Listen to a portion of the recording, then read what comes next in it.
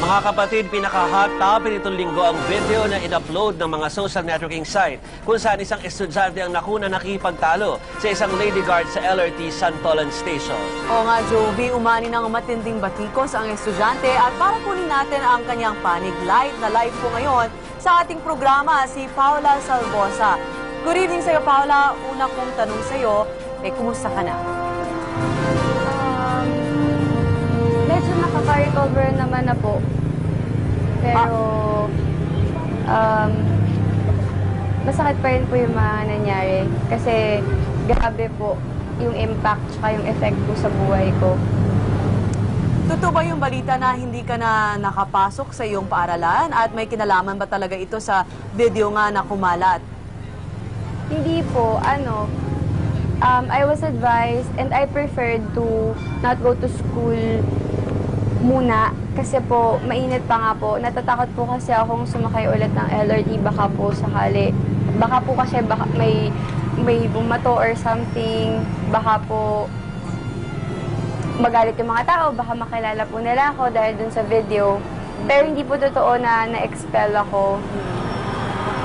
Paula, in the spirit of fairness, dahil nakunan na namin ng pahayag yung naka-enkwentro mo na security guard, so bibigyan ka namin ng pagkakataon kung paano mo sasabihin sa amin yung talagang nangyari sa iyong bersyon nung araw na yon at yung mga nangyari before pa nakuhanan ng camera yung insidente.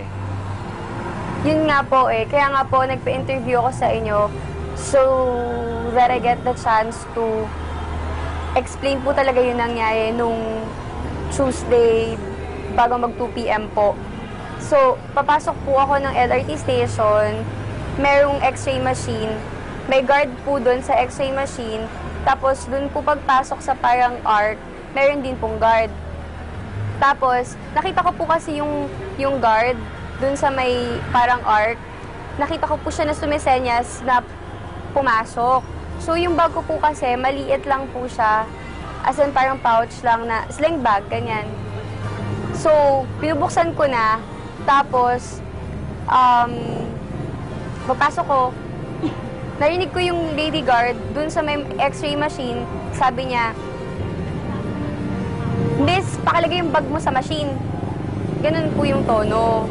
So, parang ako, inaamin ko naman po, sumigaw din ako. Sabi ko, "What's your problem?" Sabi ko, "You don't have to shout at me," ganyan. Tapos, nilagay ko rin naman po yung bag. O, ito na yung bag ko, ganyan. Tapos, pagkalagay ko po ng bag ko, pumunta ako sa kabilang end ng machine para kunin na nga po yung bag. Doon na po niya ako sinundan, doon na po niya ako ginrab. Ang sabi niya sa akin, "Anong problema mo?" Or, "Miss, anong problema mo?" Parang ako, "You are my problem." Tapos, yun nga po, doon niya ako ginrab. After niya pala akong sabihan na, "Miss, anong problema mo?" Sinundan niya ako. Tapos, nandun ako sa end ng machine, kinukuha ko po yung bag ko. Bigla na po niya akong ginrab. Pumunta daw po kami sa office nila. Pagkatapos po niya sabihin yun, bumalik siya dun sa pwesto niya talaga. Sinundan ko po siya. Sabi ko, "Tara, let's go to your office. Let's go to your office." Tapos hinawakan ko po siya. Sabi ko, "Diba this is what you did to me?" Tapos, pumasok na kami, dumating na yung supervisor niya. Tapos sabi nung supervisor, "Ma'am, ano po ba nangyayari?" Ganyan.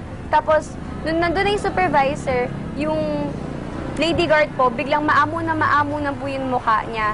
Tapos sabi niya sa akin, "Ma'am, hindi ko po kayo sinisigawan. Ma'am, hindi ko po kayo hinablot." Doon po ako lalong nagalit. Kasi sabi ko, yun na, doon na po yung lumabas yung, "So you're making me look like I'm a liar," ganyan.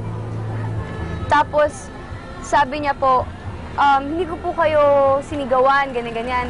Sabi ko, now I'm the bad person and ikaw yung kawawa dito sa sitwasyon na to." Tapos ang sabi po nung supervisor niya, and I quote, "Magsusorry ka o tatanggalin ka." So nagsusorry po siya, pero nagsusorry siya na parang sarcastic po.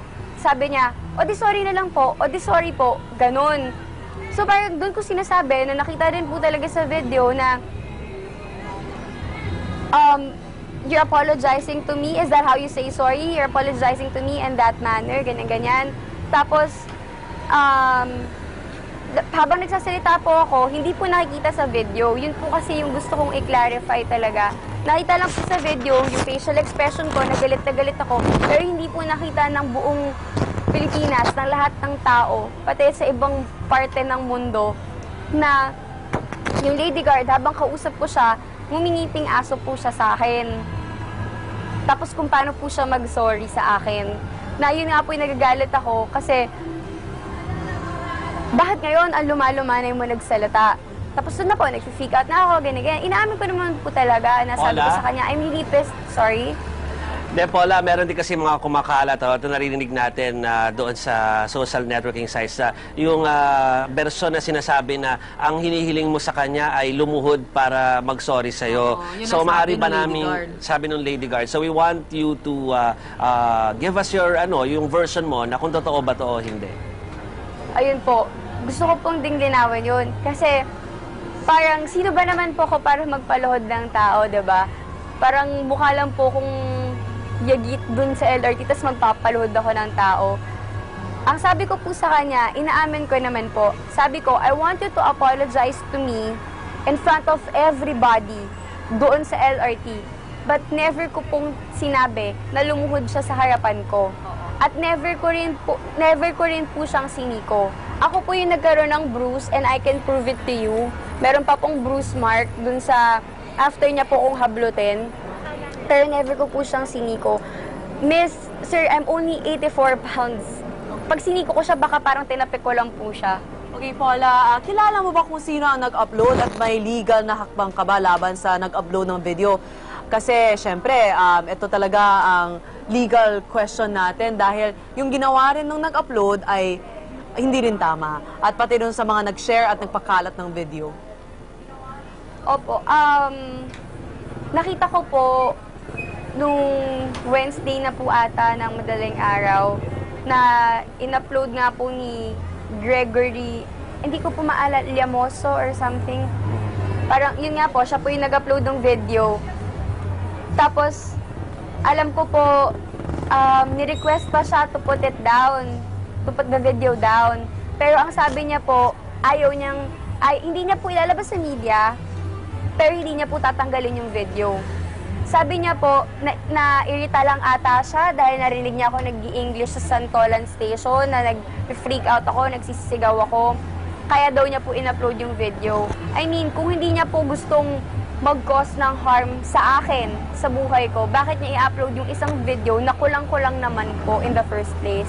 Paula, linawin ko lang yung itong mga huli mong mensahe, no? O huli mong mga statement.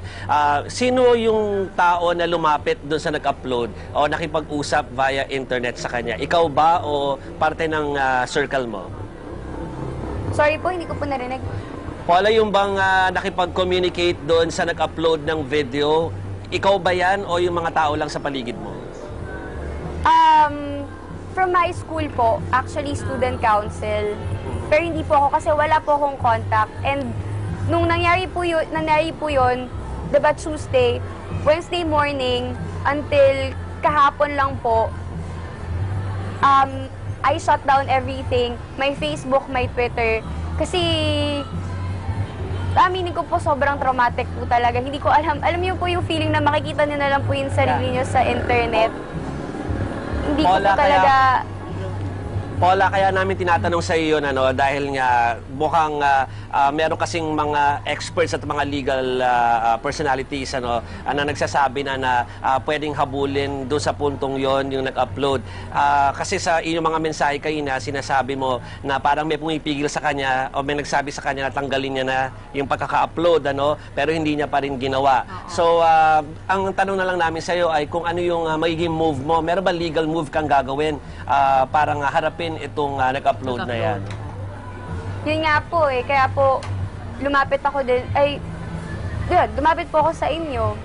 Nung hinihingi nyo na po yung side ko, na magsalita na nga po, ginrab ko na po talaga yung chance para finally masabi po sa lahat ng tao. At gusto ko rin humingi ng tulong dahil dun sa ginawa ng vlogger na nag-research po kasi talaga ako.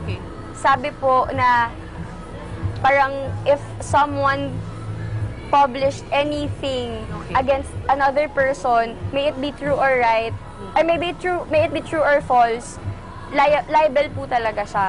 Oo, so may kinoconsult ka bang lawyer sa puntong ito? Wala po. Pero may bala ka magsampa ng kaso sa nag-upload ng video? Kung may tutulong po sa akin, opo. Okay. Gusto ko po talaga. Ayan. Maraming salamat sa iyo po.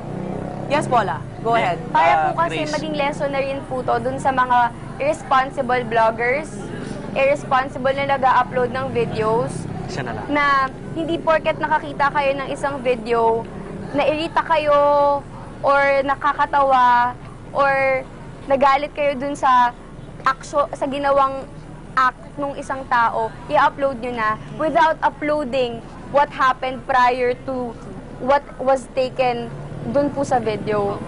Pero Paula, no, syempre, hindi rin natin maikakaila na talaga namang may mga nakitang hindi maganda yung mga mamamayan doon sa mga naging actions mo doon sa video. So siguro ito yung pagkakataon para siguro ipaliwanag mo sa kanila kung were you having a very bad day at biglang nangyari yan? O kaya ay meron ka bang pinagsisisihan na nagkaroon ka ng ganong mga actuations? Inaamin ko naman po and pinagsisisihan ko naman po na ganun yung inasal ko in public. Alam ko naman pong mali, hindi ko naman po talaga i-deny yun. Ganun po akong klase ng tao. Pag alam kong mali po ako, aaminin ko po. Pero kapag alam ko po na nasa tama rin ako, ipaglalaban ko rin naman po yun. Pasensya na kung na ganun po yung naging asal ko, na nagwala ako in public, ganyan. Pero na-trigger lang naman po talaga ako dahil nasaktan po ako nung Lady Guard. Tapos, pero I don't think naman po I deserve all of this, na umabot pa po trending worldwide, na binabash nila ako on Twitter, on Facebook, hindi naman po ako nanakit ng tao, hindi naman po ako nagmura dun sa video, galit na galit lang po talaga ako, inaamin ko naman yun. Pero wala po akong sinaktan, wala po akong minura. Sana naman po, maging open-minded tayo. Kasi ako, aminado ako, nakakakita ako ng mga video sa ganyan. Pero hindi ako basta-basta nag-iiwan ng comment. Okay, Paula, alam mo, nagpapasalamat kami sa iyo sa yung tiwala na binigay mo sa amin. At syempre, gusto rin namin makatulong sa iyo dahil sinabi mo nga na kung may makakatulong sa iyo, gusto mo nga magsampa ng kaso, siguro pwede natin i-refer siya sa mga ibang abogado na gusto magbigay ng services para sa kanya. Na taga TV5. The same way na pati yung ating Lady Guard, kung kailangan din niya ng assistance, we'll give it to her. Oo. On Ano that, po pala, last thing sana, on that note, Paula, yes? yun po, gusto ko lang po sana din na sana yung vlogger and yung Lady Guards lumabas po din sila, nakaharap ako. Kasi gusto ko lang po talagang lumabas yung totoo. Hindi po ako humahanap ng kakampi sa akin or kung ano man. Gusto ko lang po talagang lumabas yung totoo. Okay. Kaya sana lumabas sila kasama ako sa isang interview. Handa po ako. Kahit magpa-lie detector test pa kaming tatlo. Alright. On that note, Paula, maraming salamat sa iyo at nagtiwala ka sa amin dito sa News 5 para sa iyong panig ng istorya. Apo. Maraming salamat din po. Okay, ano tayo ng konti, ano? Mag-iba naman tayo mula doon at bibigyan natin ng follow-up report tungkol dyan. Yes. Ating mga kapatid na sa musunod na edition ng ating mga newscast, pati yung mga weekend news namin. Lalo sinabi niya yung tungkol sa PASA, we'll try to look into that.